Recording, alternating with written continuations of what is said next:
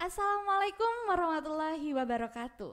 Selamat pagi, selamat datang di podcast Ngode, Ngobrol De Hasan. Sebelumnya, perkenalkan nama saya Ages. Saya selaku host di sini.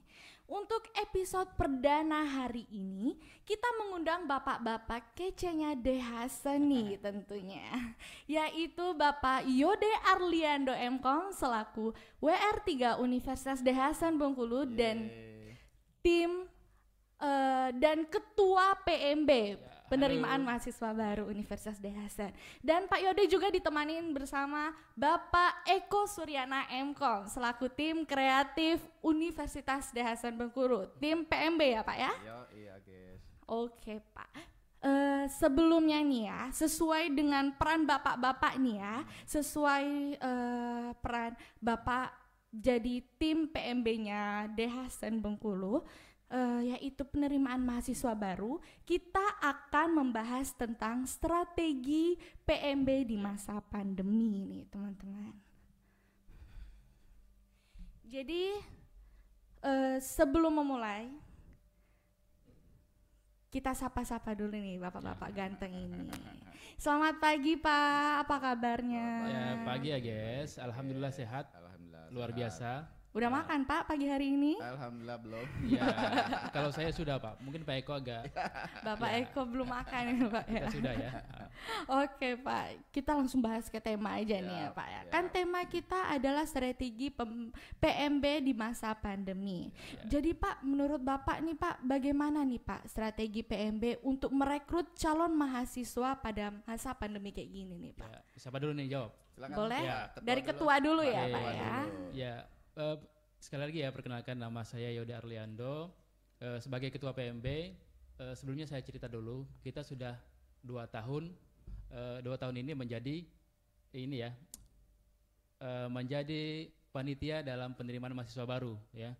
Nah, di tahun ini kita juga masih diberikan kesempatan ya, diberikan kepercayaan oleh universitas untuk sebagai penanggung jawab penerimaan mahasiswa baru, karena di tahun kemarin kita cukup banyak menerima mahasiswa. Ya, mudah-mudahan atas kepercayaan yang diberikan kita bisa menghasilkan lagi lebih banyak lagi mahasiswa baru. Nah, terkait dengan strategi, bagaimana sih strateginya? Di Universitas De Hasan ini ya, teman-teman semuanya yang hari ini menyaksikan di Instagram maupun di YouTube, kita di De Hasan itu melibatkan seluruh unsur yang ada di De Hasan, mulai dari fakultas, prodi, ya, kemudian lembaga-lembaga lainnya yang ada di Universitas De Hasan. Kita libatkan semua, kita minta sarannya, kita kumpulkan bareng-bareng bagaimana sih strategi, bagaimana sih yang bisa, cara yang ampuh untuk mendapatkan. Nah, kemarin juga beberapa kali kita ketemu dengan mahasiswa-mahasiswa lain, ketemu dengan instansi lain ya. Itu dalam rangka juga terkait dengan strategi dalam penerimaan mahasiswa baru itu.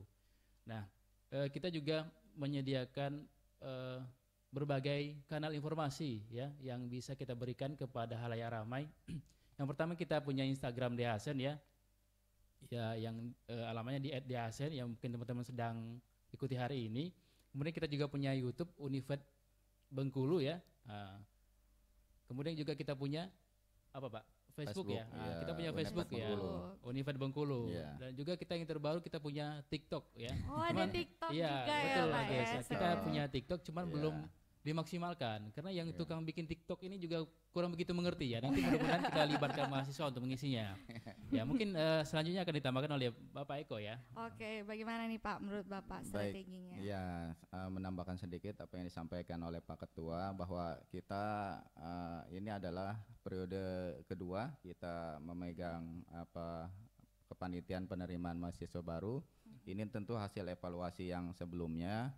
Alhamdulillah di luar ekspektasi kami, ternyata pada penerimaan mahasiswa baru yang tahun kemarin, ternyata alhamdulillah di tengah pandemi jumlah pendaftar mahasiswa baru kita itu di luar ekspektasi kita, artinya kita masih unggul dari PTS-PTS yang ada di Bengkulu ini. Betul sekali. Maka dari itu barangkali atas capaian itu universitas kembali mempercayakan kepada kami untuk menjadi panitia kembali penerimaan mahasiswa baru periode 2021-2022. Yang berbeda barangkali kalau tahun lalu kami masih melakukan roadshow ke sekolah-sekolah.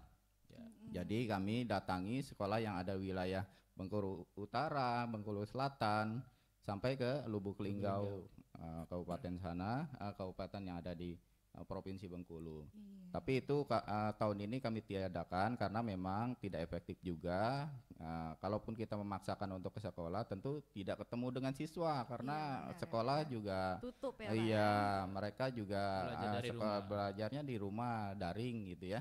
Makanya kita ubah strateginya. Kemarin kita minggu lalu kita berkumpul bisa mengundang seluruh kepala sekolah negeri dan ditambah ada beberapa kepala sekolah swasta se-Bengkulu Utara. Jadi kami mengadakan acara, ada komitmen, ada MOU dengan para kepala sekolah se-Bengkulu Utara bahwa dalam rangka untuk mensukseskan penerimaan mahasiswa baru Uniped periode sekarang. Iya, jadi itu bentuk kerjasama. Terkait kerjasama juga ya, kita punya wakil rektor 4 ya bidang kerjasama, perencanaan kerjasama. Makanya kemarin MOU yang dilakukan itu ada inisiasi dari wakil rektor 4 kita bidang kerjasama seperti itu. Jadi bekerja sama seperti itu ya Pak ya. Setiap unsur yang ada di kampus ini ya kita libatkan bareng-bareng karena kan tujuan kita bersama ini. Jadi masa pandemi kayak gini agak repot ya Pak ya sebenarnya Pak ya. Repot. Terus ada yang terbaru minggu kemarin baru dalam penjajakan, kami juga nanti akan ada kerjasama dengan salah satu stasiun televisi lokal untuk beriklan di sana gitu. Bentuknya kerjasama. Keren banget ya Pak Harus begitu karena pandemi ini memang harus kreatif semuanya. ya Pak. Kreatif ya. Dan harus gencar juga di media sosial ya Pak ya. Iya. Oh iya Pak, nih ngomong-ngomong mahasiswa nih ya Pak ya, calon mahasiswa nih. Bagaimana sih Pak, kan biasanya kan calon mahasiswa itu kayak masih bingung kayak gitu milih jurusan kayak gitu ya Pak ya. Di Dehasan ini ada nggak Pak tempat untuk berkonsultasi ataukah memiliki ruangan khusus untuk berkonsultasi masalah jurusan atau bagaimana Pak? Ya, saya akan coba jawab dulu ya. Pertama kita punya Instagram yang pertama ya, di mana kita sosialisasikan apa saja yang ada di kampus kita. Dan di Instagram juga teman-teman bisa komentar, bisa ngirim direct message gitu ya. Karena kita punya beberapa admin yang insya Allah siap membantu teman-teman yang akan menjawab ya. Walaupun mungkin tidak semuanya, kadang-kadang ada yang ngirim pesan itu larut malam, ada bahkan yang dini hari ya. Mungkin besok paginya insya Allah akan kita balas seperti itu ya. Kemudian juga kita menyediakan nomor WhatsApp ya yang bisa dihubungi ya. Nomor WhatsAppnya nanti bisa teman-teman lihat di captionnya ya. Karena WhatsApp tersebut tersambung ke sekretaris panitia penerimaan mahasiswa baru ya. Semuanya kita bisa konsultasikan dan juga setiap ketika ada mahasiswa atau calon mahasiswa yang mau mendaftar, biasanya kita kumpulkan mereka dalam satu grup ya. Jadi kita akan berikan edukasi bersama di sana seperti itu. Tuh teman-teman, jadi jangan khawatir pasti dibalas ya Pak ya. Insya Allah akan dibalas ya. Jadi tunggu aja balasannya, nggak mungkin nggak dibalas untuk berkonsultasi masalah jurusan. Jadi Pak untuk perekrutan mahasiswa, sebentar ya Pak ya, maaf. Betul. Jadi Pak Yode ini juga selain WR3, Bapak juga untuk organisasi-organisasi mahasiswa itu Bapak juga ya? Iya, kebetulan wakil rektor bidang kemahasiswaan ya. Jadi seluruh organisasi mahasiswa yang ada di universitas itu ada tingkat organisasi itu ada banyak ya di Dehasan ini. Itu ada organisasi tingkat universitas, ada organisasi tingkat fakultas dan ada juga organisasi tingkat prodi. Di mana kalau tingkat prodi dia akan ke kaprodinya, tingkat fakultas dia akan ke dekannya, kemudian kalau tingkat universitas seperti UKM itu ya, itu akan langsung ke kemahasiswaan universitas. Dalam hal itu di wakil rektor 3 bidang kemahasiswaan seperti itu. Itu biasanya itu Pak organisasi-organisasi yang ada di kampus itu bisa membantu untuk mempromosikan kampus nggak sih Pak?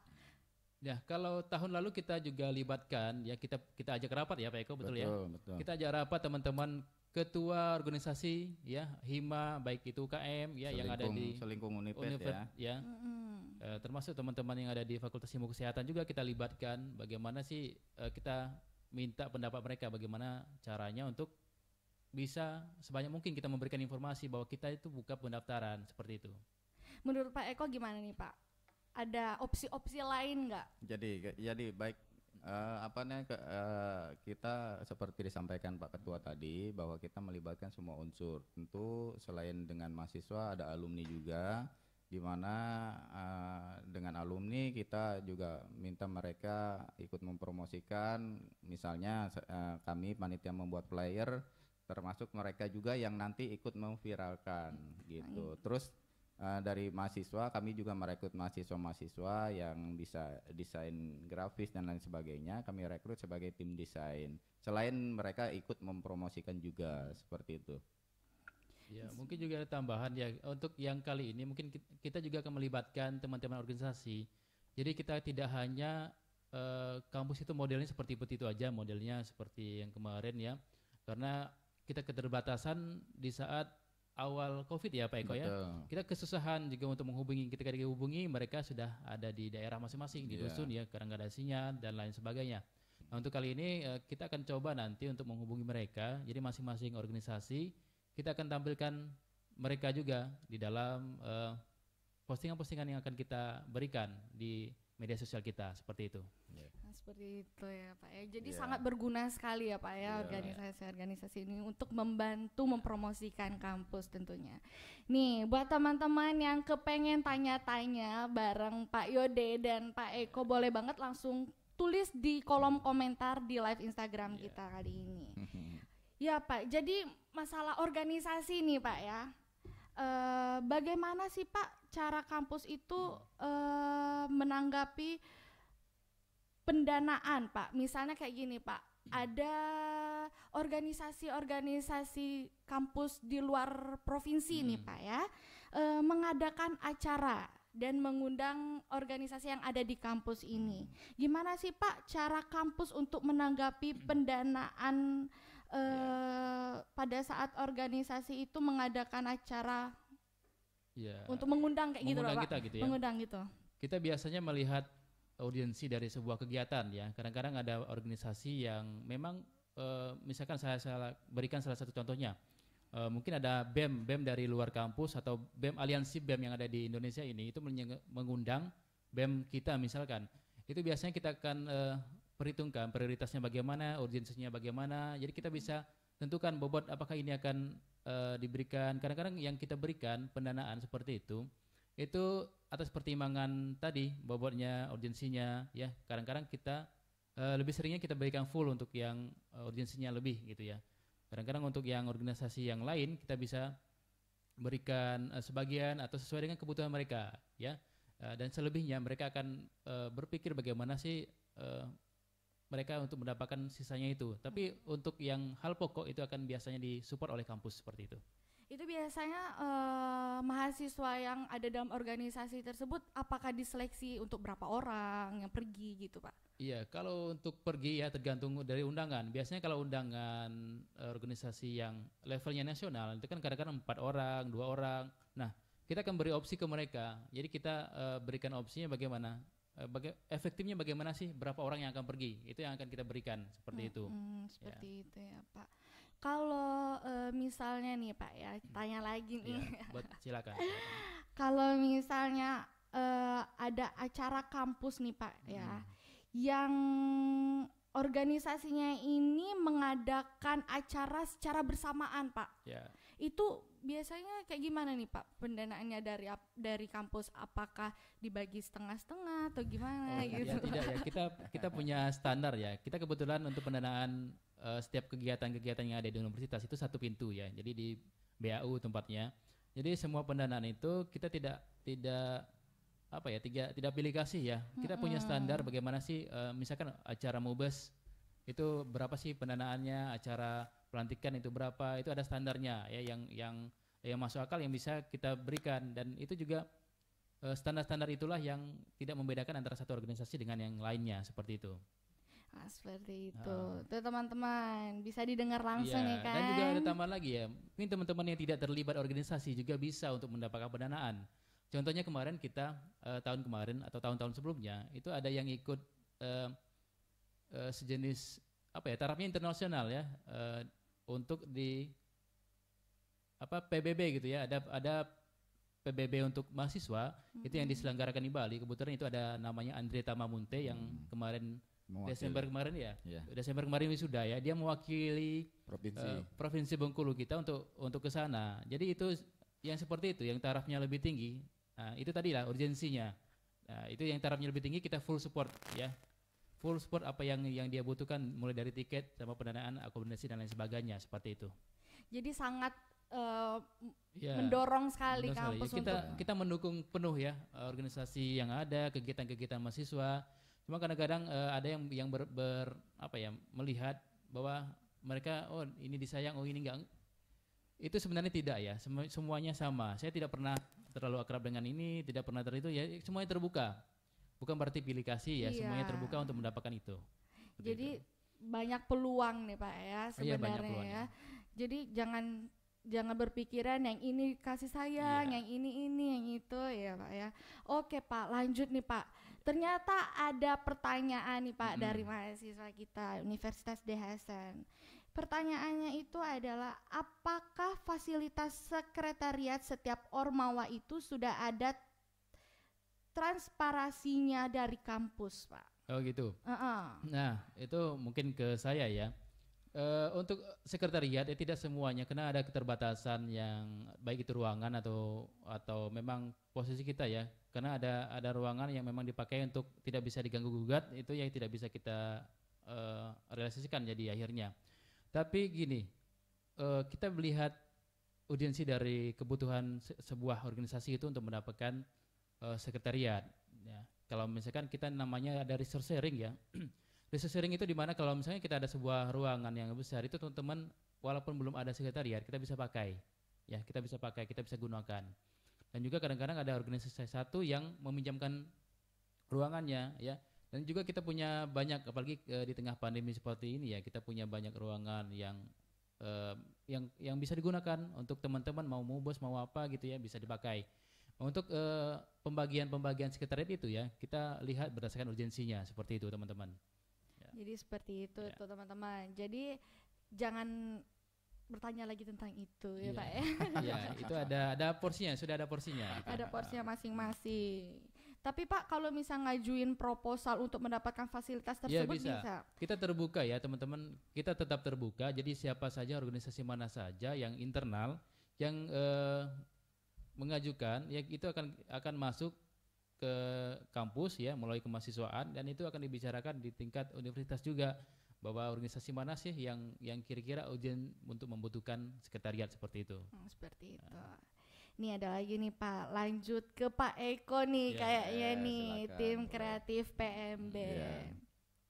Jadi Pak ada mahasiswa yang bertanya lagi itu katanya kalau misalnya ke kampus untuk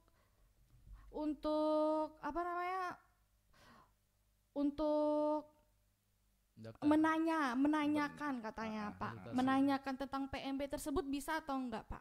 Bisa. Jadi informasi selain kami share lewat medsos ya, dengan kanal-kanal medsos yang kami miliki, mereka bisa saja datang langsung ke sini. Berkonsultasi. Silakan berkonsultasi terkait dengan penerimaan mahasiswa baru seperti ada pertanyaan Mbak Agis tadi ya, bingung pilih jurusan dan lain sebagainya, bisa aja bertanya langsung. Jadi boleh melalui nanti datang. Kalau untuk memang belum dibuka untuk tim penerima mahasiswa baru di bawah. Biasanya kami kalau memang ada ada yang datang tetap dilayani tapi melalui resepsionis. Gitu. Tapi Pak untuk fakultas-fakultasnya tersendiri itu buka enggak Pak? Buka. Jadi kami layanan tetap ada. Layanan di kampus secara offline tetap ada. Jadi siapapun calon mahasiswa baru yang akan datang ke kampus untuk berkonsultasi dipersilakan. Tapi aturannya yang wajib itu menggunakan masker. Protokolnya tetap dijalankan. Artinya kami tetap melayani layanan offline seperti itu. Jadi ada online, ada offline. Ya, dua-duanya kita sediakan seperti itu. Jadi jangan takut lagi nih teman-teman. Jangan takut lagi ya, tentu datangnya tidak bergerombol juga kan. Iya, satu-satu lah ya. 1-2 orang yang datang silakan. Itu pun kalau misalnya yang melayani sedang ini pakai sistem antrian, silakan aja tetap dilayani kok. Ya. Tuh teman-teman, jadi jangan takut untuk datang lagi ke kampus. Iya, tanya-tanya gratis. Tanya-tanya gratis melalui resepsionis dulu. Nanti Boleh. mau ke jurusan apa nanti Iya, kita nanti anterin iya, gitu ya Pak nanti ya. diarahkan. Yang nanti penting jangan diarahkan. takut bertanya, karena kadang-kadang Iya, ada benar. yang sudah datang, dia diam aja nggak bertanya, terus Iya, bingung pulang gitu betul. ya. Yang penting teman-teman Iya. jangan takut Rugi deh bertanya. jadi. Iya, Pak. iya. Nanti diarahkan. Misalnya nih pertanyaan terkait dengan program studi, kami arahkan nanti ke program studi. Jadi jawabannya pas kan dengan yang bersangkutan gitu.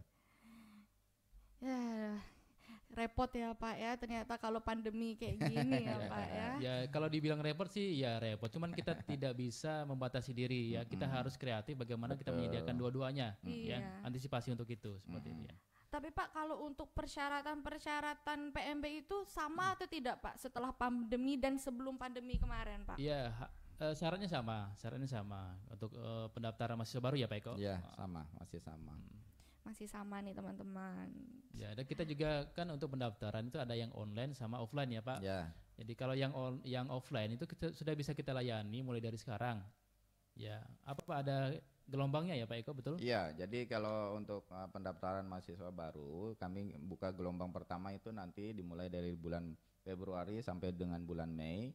Gelombang kedua itu Iya. Juni sampai dengan Agustus. Tuh teman-teman, jadi buat teman-teman yang kepengen kuliah di Universitas Daya Hasan Bengkulu boleh langsung daftar mulai dari Februari ya Iya. Pak ya. Bisa konsultasi melalui media sosial Iya. atau bisa langsung ke kampus. Pendaftaran Seperti online-nya itu. nanti dibuka di bulan Februari ya. Februari. Pendaftaran online ini sedang dibuat ya gitu ya. Kemarin menyesuaikan yang tahun lalu. Jadi insya Allah Februari ini kan kita usahakan untuk bisa di launching pendaftaran yang online. Ya. Untuk perkuliahannya sendiri itu Pak mulai dari kapan Pak? Kalau mahasiswa baru Pak? Efektif mulai barangkali di bulan September Pak Yodi. Iya, Agustus, akhir Ya, Agustus sampai akhir September ya. Agustus atau paling cepat itu akhir Agustus sudah bisa mulai perkuliahan. Tapi tetap Zoom ya Pak ya Iya. kalau masih Nah itu pandemi. makanya lihat nanti, lihat kalau sudah nggak pandemi ya kita bisa offline kuliahannya, perkuliahan secara langsung TTM tatap muka seperti itu. Seperti itu. Oke Pak, terima kasih. Ini kita lanjut lagi nih Pak, pertanyaan Ya, ya, dari ya. mahasiswa di Instagram nih Pak. Katanya apa tanggapan dan solusi Bapak WR3? Wah, ini Bapak Yode berat nih. Apa tanggapan dan solusi dari Pak WR3 untuk keprodi yang membatasi dan mengatur setiap kegiatan hima? Iya. Gitu Pak. Yang membatasi ya. Mm-mm. Sebenarnya pada dasarnya kalau menurut saya tidak ada sih kaprodi yang membatasi kegiatan-kegiatan hima. Cuma mungkin saking sayangnya teman-teman itu terlihat dibatasin seperti itu ya. Kemarin ada salah satu organisasi ketika dia mau mengadakan kegiatan itu mungkin seolah-olah merasa dipersulit atau apa ya, karena di tengah pandemi itu adalah kalian harus bisa melihat dari perspektif lain bahwa itu bukan hanya larangan ya, itu bukan hanya larangan tapi bentuk kasih sayang. Jangan sampai teman-teman ketika melakukan kegiatan itu bisa tertular ya COVID-19 seperti itu. Karena kalau misalkan teman-teman yang tertular pada saat melakukan kegiatan itu kan yang banyak yang kita sayangi ya, mulai dari keluarga, teman-teman dan lainnya. Nah itu mudah-mudahan saya harap teman-teman tidak melihatnya dari satu sisi ya, bukan artian selalu dibatasi. Coba lihat berapa sih yang dibatasi kegiatannya, yang merasa dibatasi kegiatannya, dan coba juga lihat berapa kegiatan sih yang sudah terlaksana selama teman-teman menjadi pengurus seperti itu. Jadi tentunya ini adalah pertimbangan yang diberikan karena masing-masing program studi itu punya pertimbangan sendiri-sendiri seperti itu ya. Dan untuk bagaimana sih supaya tidak merasa dibatasi, saya rasa teman-teman harus menjalin komunikasi yang baik gitu ya. Karena harus tahu karakter dari pembinanya, jalinlah komunikasi gitu ya. Jadi jangan sampai tidak akrab seperti itu ya. Dan sejauh ini saya lihat semua organisasi dengan pembinanya itu sudah akrab semua gitu ya. Seperti itu. Jadi sekali lagi saya tekankan ya, jangan merasa itu dibatasi walaupun seolah-olah seperti itu ya, tapi ada pertimbangan yang diberikan oleh kaprodi tersebut. Nah, mereka sayang sekalian sebenarnya ya.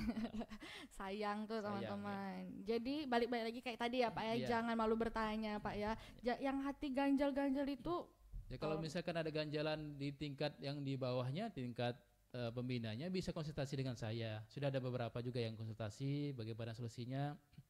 Memang kita juga memberikan pengertian perlahan-lahan kepada pembina dan lain sebagainya gitu ya. Kita juga koordinasinya ada, jadi kita punya alasan kenapa sih ini tidak boleh, gitu boleh ya, seperti itu teman-teman ya. Yang jelas Kaprodi atau pembinanya itu sayang sama kalian ya.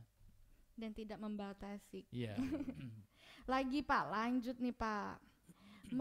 Ada pertanyaan lagi nih, mengapa pendanaan kegiatan hima dan UKM itu disamakan Pak? Setahu saya pendanaan kegiatan hima itu dari fakultas, tidak melalui kemahasiswaan. Ya, sebenarnya ini pertanyaan yang sensitif gitu ya, terkait keuangan ya. Dimana kita punya satu pintu dalam hal pendanaan, semuanya itu melalui kemahasiswaan yang diberikan. Jadi kalau misalkan tingkat hima itu melalui ke ininya ada izin dari atau mengetahui dari prodinya, kemudian diteruskan ke bagian kemahasiswaan, dan kemudian juga itu akan dari kemahasiswaan akan diturunkan ke BAU ya, di bagian keuangan. Nah sebenarnya tidak ada apa-apa ya, tidak ada hak juga atau yang dibatasi di tingkat prodi atau dan di tingkat universitas, semuanya sudah bermuara ke BAU seperti itu ya teman-teman. Jadi kenapa sih kadang-kadang sama, kadang-kadang tidak? Itu ada pertimbangan lain yang di BAU ya, seperti itu. Seperti itu, udah dijawab kan teman-teman tentang pendanaan ini. Dan tentunya juga teman-teman perlu ketahui, BAU itu sudah punya pengalaman yang banyak dalam hal memberikan pendanaan terhadap kegiatan kemahasiswaan ya. Mulai dari sebelum saya gitu ya, pada masanya Pak Mr. John juga itu sudah muaranya ke semuanya ke BAU seperti itu. Seperti itu nih teman-teman. Lanjut nggak Pak nih? Ya silakan. Lanjut Pak, ada pertanyaan lagi nih Pak. Apakah pihak Univet akan tetap menawarkan bantuan keuangan dan beasiswa, dan apa saya bisa berdiskusi dengan pihak universitas secara online katanya Pak? Coba Pak Eko mungkin bisa Pak jawab. Eko bisa jawab, Pak Eko bantu. Iya, jadi Universitas De Hasan ini kan PTS swasta yang sebenarnya biaya kuliahnya itu sangat terjangkau. Betul. Ya. Kalau nanti bisa dilihat bahwa pembiayaan kita itu jauh lebih murah ya kalau dikumulatif dengan dibandingkan dari PTS-PTS lain. Jadi cuma barangkali jualan kami itu kami tidak bilang bahwa dengan 500.000 misalnya bisa kuliah. Enggak muluk-muluk ya Pak? Iya, tidak muluk-muluk. Tapi silahkan saja datang untuk melihat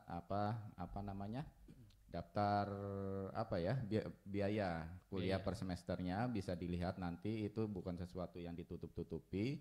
Terus juga keistimewaan lain bahwa kami juga memberikan kesempatan untuk membayar secara angsur 3 kali pembayaran uang SPP ya. Jadi gitu, itu keringanan yang kami berikan. Terus terkait dengan beasiswa, memang kami juga kemarin banyak menerima beasiswa. Salah satunya yang dikelola oleh Pak Warek 3 ini, Pak Yode, itu beasiswa KIP kuliah. Ya, KIP kuliah. Jadi tapi ada prodi-prodi tertentu yang bisa menikmati fasilitas KIP kuliah. Jadi kalau mau bertanya terkait dengan pembiayaan, beasiswa dan lain sebagainya, silakan bisa secara langsung atau bisa secara online, atau kami membuka layanan via WhatsApp kok. Ya. Nanti di flyer itu bisa ditemukan, atau di website di Univet itu bisa ditemukan nomor telepon atau WhatsApp yang bisa dihubungi seperti itu. Ya, dan terkait tadi seperti dibilang sama Mbak Agus tadi, apakah Univet akan tetap menawarkan bantuan? Ya, biasanya kita ada beberapa bantuan pembiayaan ya yang kita berikan kepada mahasiswa. Ya, terkait yang pertama ada beasiswa. Sebelumnya saya sampaikan dulu, di kampus Univet kita itu ada beberapa beasiswa ya. Yang pertama ada beasiswa bidik misi yang sekarang sudah berganti nama. Selain berganti nama, dia punya beberapa cabang juga, cabang kegiatan beasiswanya atau cabang pendanaannya. Beasiswa yang kedua itu adalah ganti namanya tadi dari bidik misi menjadi KIP kuliah. KIP kuliah itu adalah Kartu Indonesia Pintar Kuliah. Jadi teman-teman yang SMA itu biasanya sudah pernah punya kartu KIP ya. Dan itu ditujukan untuk ya teman-teman yang kurang mampu ya. Jadi bagaimana sih untuk mendapatkan beasiswa KIP kuliah? Yang pertama, syarat yang wajibnya adalah teman-teman memang kurang mampu. Yang kedua, teman-teman punya kartu KIP atau Kartu Indonesia Pintar, warnanya ungu gitu ya. Itu adalah di-launching oleh Pak Jokowi sendiri. Kalau tidak itu, tidak punya kartu KIP, tidak apa-apa. Teman-teman bisa dengan menggunakan KKS, kartu keluarga sejahtera, ya. Kalau tidak punya juga, teman-teman tidak apa-apa juga. Teman-teman tetap bisa mendaftar KIP kuliah dengan melampirkan surat keterangan penghasilan orang tua, seperti itu. Kalau tidak bisa juga, teman-teman tidak apa-apa. Ada surat keterangan tidak mampu, itu bisa juga dilampirkan. Nah, kemarin ya, pada tahun 2020 kemarin, kita sudah menerima sebanyak 145 mahasiswa dengan KIP kuliah, ya. Jadi KIP kuliah itu dia kuliahnya gratis dalam satu semester. Dia akan dibantu pendanaan SPP sebanyak 2.400.000. Kemudian dalam satu semester juga mahasiswa yang mendapatkan beasiswa KIP kuliah itu akan dapat bantuan biaya hidup oleh pemerintah itu sebanyak 4.200.000, dan itu akan masuk ke rekening teman-teman sendiri. Dan rekening itu ya perlu diketahui itu dibuatkan oleh pemerintah untuk nama-nama yang diterima, ya. Nah, seperti itu. Dan jadi jangan sampai tidak ikut. Jadi kalau teman-teman yang sekarang masih SMA ya, syarat lain juga teman-teman untuk beasiswa KIP kuliah, mungkin sebenarnya beasiswa KIP kuliah ini akan banyak ya, akan panjang ya, mungkin perlu di podcast yang lain gitu ya. Tapi saya perlu kasih tahu teman-teman, pada saat mendaftar KIP kuliah, syarat yang paling wajib itu teman-teman selain kurang mampu itu adalah lulus SMA-nya 2 tahun lalu Maksimal. ya, maksimal lulus SMA-nya 2 tahun lalu. Jadi kalau sudah 3 tahun biasanya tidak dibatasi di sistemnya, seperti itu ya, itu teman-teman. Jadi disaring lagi ya Pak ya? Ya disaring lagi ya? Dan juga dalam KIP kuliah ini itu kita ada KIP bantuan SPP atau bantuan UKT ya. Kalau kemarin biasanya itu yang dapat itu adalah perguruan tinggi negeri, tapi sekarang seluruh perguruan tinggi.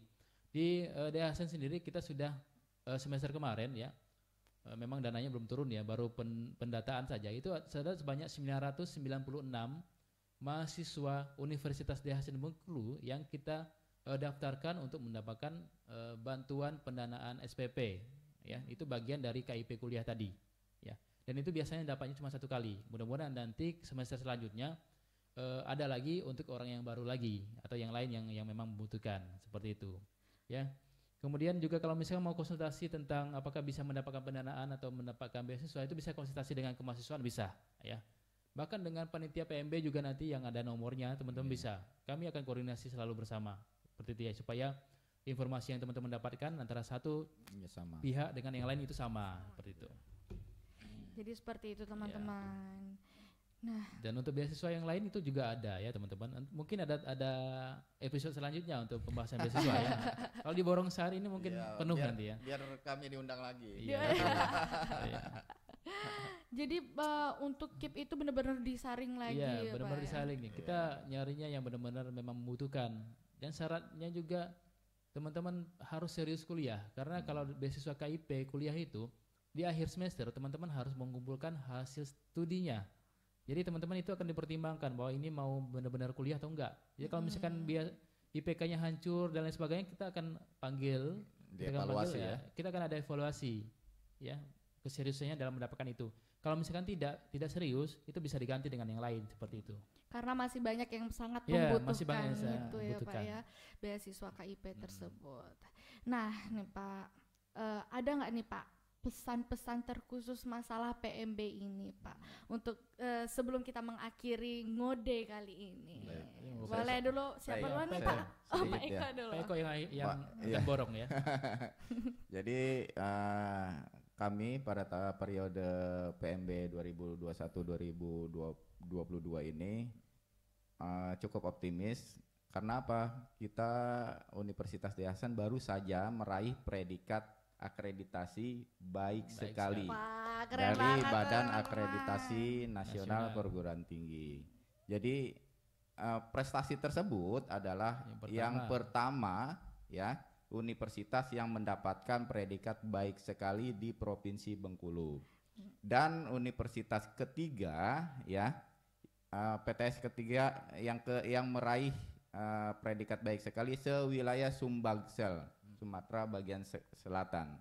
Jadi alhamdulillah, artinya mudah-mudahan ini